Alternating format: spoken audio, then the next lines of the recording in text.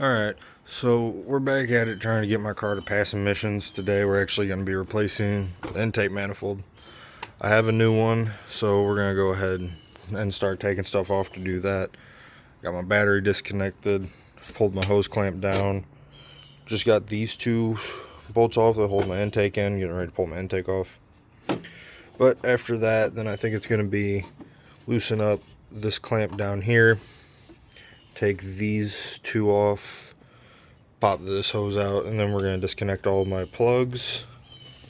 And then I think the only hard one to get to is going to be, let's see if I can, it's right under this plug. There's another screw, well, bolt essentially, but we'll see. That should be all I have to take off. I don't believe I'll have to take this off, but if I do, we'll pull that. That'll be fine. Shouldn't be too big of a deal. But yeah, the only thing I'm really worried about, I think, is going to be this right here. But considering most of the stuff around it's flexible, I should be able to move it out of the way.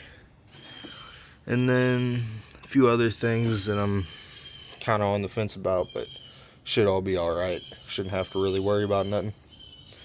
But I'm going to go ahead and pull my intake, and then we'll get a better view at this.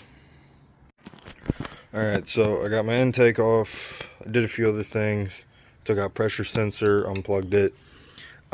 Just took out these two screws, so now this moves. Pop this hose out. Doing some cable looking. Looks like I'm not going to have to take this off. It's screwed in right here on a bracket. This whole deal is. I'm having trouble with this one right here. I'll figure that out here in a minute. This cable right here was zip tied up to here. Pop the zip tie out. Actually runs to your throttle body. So I'll deal with that once I pull this. These are actually T30s. So I don't have a T30 and a 3/8 drive, so we're going to hope my 1/4 inch can do this.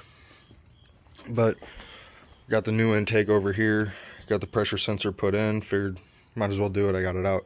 I'm going to do a lot of this outside the car, but throw the throttle body on when I get it. And then this is actually the vacuum for the flaps and the intake runner. So this is the plug I'm having trouble with, the one that plugs in here.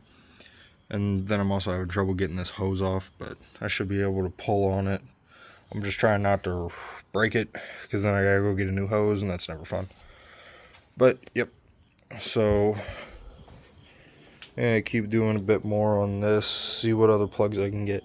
I'm gonna have to pop this clamp. Now you can actually see it, but that shouldn't be too hard. Just pull the clamp and then that's just gonna come out. Oh, and right here you can actually see the charge pipes I have. Just a lot different than stock. It's aluminum with couplers.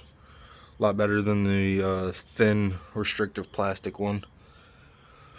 So I'm gonna go ahead and keep trying to fiddle with that plug right there. And yep. Alright, so I got the intake removed. It was a pain.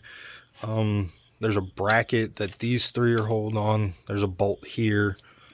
And gotta remember to take that. You are gonna have to take this off, but you do not have to drain the oil. My car is full on oil. I didn't have to drain it at all. She came off just fine. I'm gonna get some brake cleaning, clean that up though. But yeah, so taking stuff off. Still gotta take off the fucking throttle body.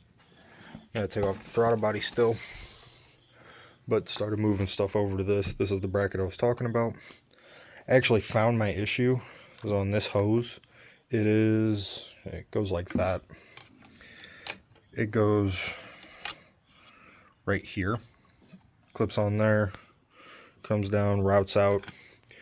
But what actually was it was in here, because that goes up there. When we put the turbo on, we must have pinched this piece right here in between these two. So I had to pull that out, fix that. I'm getting ready to run to the auto parts store, give me some hose to replace this. So I got that blocked off, and then I'm gonna finish putting my throttle body on, and then start reassembly, because after I put that on, I'm gonna run to the auto parts store. So get back when I get back from the auto parts store. Alright, so it's actually the next morning. I didn't record anything after I installed the new intake because I ended up having problems. I'm gonna do a rundown on that. What happened was, put the new intake on, got it tightened down, got everything plugged in. I started it started fine. I drove it drove fine. I came back, it started doing some lumpy idle, so turned it off, read the codes saying had all cylinder misfire. So I cleared the codes, I tried to start it again. It said, it didn't say anything, it just wouldn't start. Just crank, no start. So I changed the tune to a different tune file, and same deal again, crank, no start, and when it would start, it almost immediately kill itself. So I pulled the plugs out, and this plug right here actually got smashed closed. So I fixed that, and now that plug's somewhere else. It's not there anymore. I think it's over here. So did that. That didn't fix it. So I pulled out my VCDS. I hooked it up. I tried resetting the throttle body with VCDS. It didn't end up working.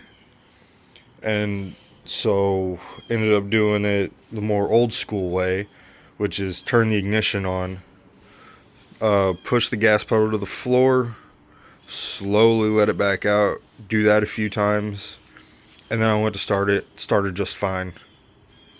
I didn't record any driving. Didn't record anything else after that, because just kind of one of those things where it's like, God, why won't this work? And wasn't really sure how I'd go about recording that. So I'm gonna try and get a cold start. Hopefully it does start. We're about to find out.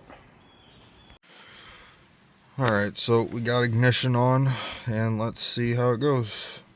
Hopefully this works.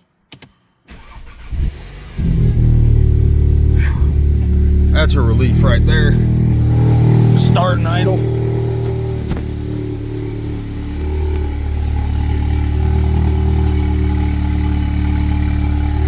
Sounds a bit happier with the new intake, but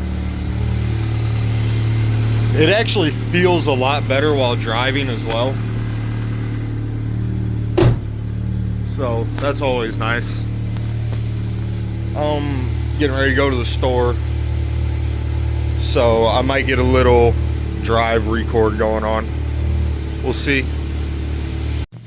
Well, I didn't actually end up doing recording while driving, but I do have a clip of me doing a hit, and even after the hit, no check engine light. I haven't cleared the codes or anything. I'll even show it right now.